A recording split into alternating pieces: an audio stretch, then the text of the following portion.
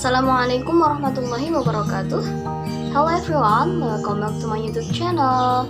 Here I will explain about integrated English language teaching.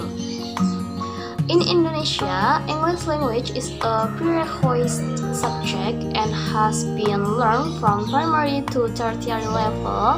English is not official or national language, however, it is considered as an important additional language, particularly for the students who intend to continue their studies both of undergraduate or postgraduate program in Indonesia or outside of Indonesia. In some metropolitan cities or industrial cities such as Jakarta, Bali, and Batam, mastering English becomes important to be able to find a job easier or again the better job. Now, I will explain about the methodological approaches in teaching English by adopting integrated approach in teaching learning process. The approach aims to enhance the basic writing and speaking abilities of students by applying grammatical rules through classroom activities. Thus, it is expected that students will enable to converse and write about common things or ordinary events associated with the context of their daily basic. In the approach, will be more focused on discussing context-based approach, PPP or presentation, practice, and production, text-based language teaching, and CIELT. Language is used tools of communication in social interaction. In learning language, a learner has to be able to understand the grammatical rules of language and then applies them in learners' activities. Norton and Tahim mentioned that learning language is not only involves the mental process in our mind but also as a part of socio-culturally situated social practice. In Indonesia, English is learned by learners through formal education since young age. Learning English as a foreign language is influenced by learners' motivation as well. The learner can be motivated and demotivated in learning because of some social factors. In second language acquisition, the social factors can encourage or impede the learner's motivation in learning. Particularly, the definition of second language is not necessary to the second language, but it can also refer to the third or the fourth language.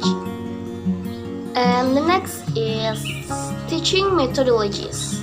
There are various types of teaching methodologies that are applied in teaching learning English. They are grammar translation method, direct method, and audiolingualism (PPP), or presentation, practice, and production. Four methods, also known as rationalist orientation, including community language learning, such as Topedia, total physical response, and silent way. CIELT, text-based language teaching, lexical methodology, content-based language teaching, and teacher and students in dialogue together methods. All of those methods have disadvantages and advantages in teaching and learning process, since the methods are considered integrated to each other. Thus, the best way to apply this pedagogical method is by implementing the integrated approach based on needs and context the learners. Therefore, the integrated approach of CIELT content-based approach, text-based language teaching, and PPP are postulated to be adapted for teaching learning process.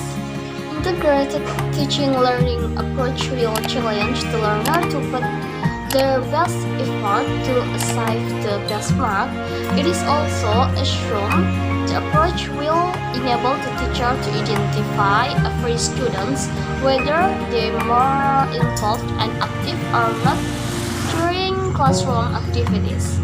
The progression of teaching learning will be related to students' performance, including presentation or storytelling, role play, and discussion as the reflection of development of students' abilities and productive skill. The implementation of each methodology has advantages and disadvantages in teaching learning process. By adopting integrated approach, teacher can teach the students to develop their abilities, especially in speaking and writing. PPP is extremely useful when the learning focus for grammatical explanation. Content-based approach may help the students to enrich their vocabularies in particular issues. Text-based method will enhance students in writing and speaking skill, particularly when learners write their presentation, storytelling, or during brainstorming session.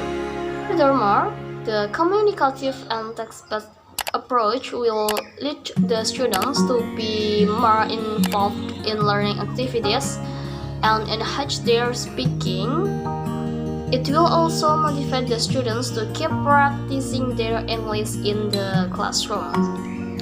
The activity is very important to keep learners speaking and practice their English as much as possible without ignoring the use and the function of grammar. But in a site in Norton and Tuhai suggests that the process of language learning concerns on the appropriate practice toward the target language. The activities in classroom will support the students to develop abilities since the English to foreign language, and it's not used as tools of social interaction, but in formal or informal context outside of the classroom. Okay, that's all for me. Thank you for your nice attention. Wassalamualaikum warahmatullahi wabarakatuh.